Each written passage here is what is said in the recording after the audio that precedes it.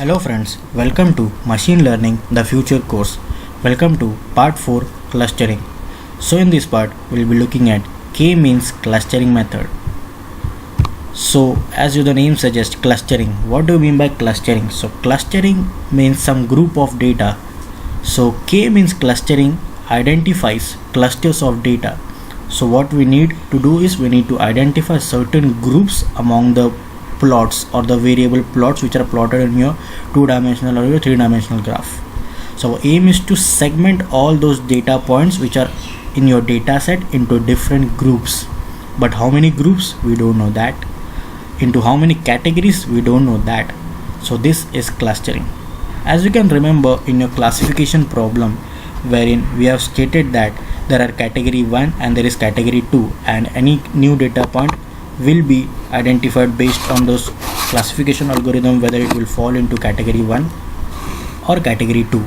But here we don't know the categories. Here we don't know how many groups, and hence it is a clustering problem. And let's look at the K-means clustering.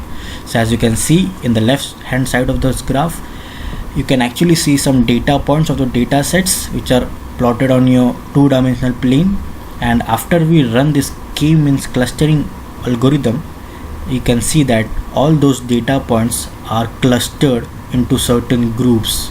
So this is a one cluster of data, this is second cluster of data, and the third cluster of data. So all those random points are segmented into different groups or clusters of data. There are various steps involved in K-means clustering algorithm. First of all, you need to choose the number K of the cluster. So how many clusters you want to build, you need to choose that number. After that, select at random K points, which is known as centroids. So you need to select some points in your data set as some centroids. Assign each data point to the closest centroid that forms the K cluster. So how can you determine the closest centroid? We can actually use Euclidean distance formula to determine which point is closest to which centroid. Then you can actually compute and place the new centroid of each cluster. Step 5 involves reassign each data point to the new closest centroid, and if any kind of reassignment took place, go to step 4 again. So if any kind of reassignment still happens after computing the new centroid, you need to go back to step 4. Again repeat those steps. This will be a for loop which will be taking place till a time where you actually get no new reassignment. So at that time your model will be ready. So this seems to be interesting. Let's deep dive into it and let's look at the steps one by one. So the step 1 involves choose the number K of clusters. So for this data set or data points, we'll choose K is equals to 2. Now select at random K points, which will be the centroids. So I'll be selecting this and this. So blue and red will be our centroids for this data points. Assign each data point to the closest centroid. Now we have already assigned those data points, but how can you determine whether this point is closest to blue centroid or red centroid? So we can actually use a school geometrical method wherein we can actually join these 2 points and we'll find the centroid or median, and then we can actually draw perpendicular. After drawing that, we can actually see that the left side of those points are closer to blue centroid and the right hand side data sets points are closer to the red centroid. After that, the step 4 involves compute and place the new centroid. So this is the randomly selected centroid, right? So now once we have actually segregated the points into blue and red, we can actually draw the new centroid, or we can actually place the new centroid. So how can you do that? Just a simple method wherein just imagine these points and we can map these points into your y-axis.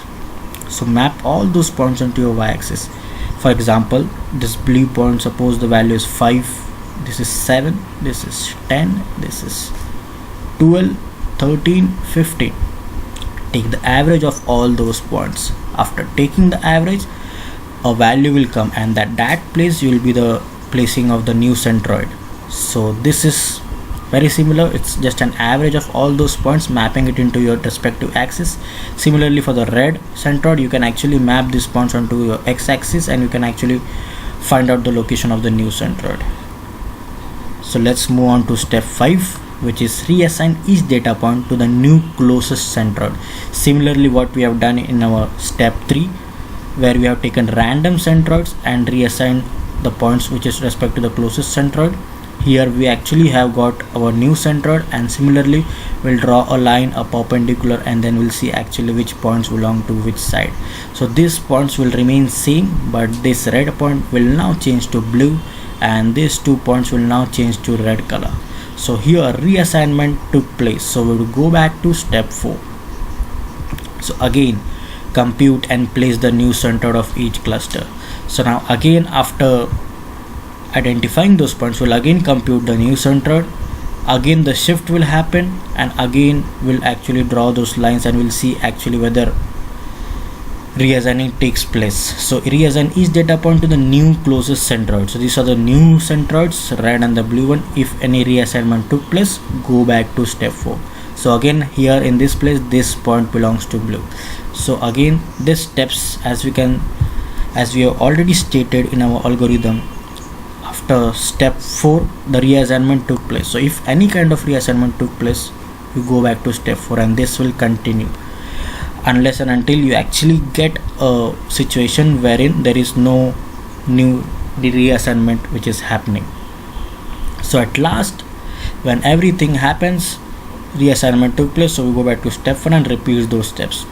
So at last, when each and every conditions is satisfied, we'll actually get this model, and this is your final model wherein your entire data set, or the data points of your data set, is divided into 2 clusters of data, and that is your K-means clustering method. So very interesting method wherein we actually follow these steps to compute our K-means clustering algorithm, or we can say a best data set or a best fit model, as you can see. So that is it for the K-means clustering algorithm. We'll begin the machine learning using Python in our next part. So hope you are enjoying this video series. Thank you very much. Bye bye.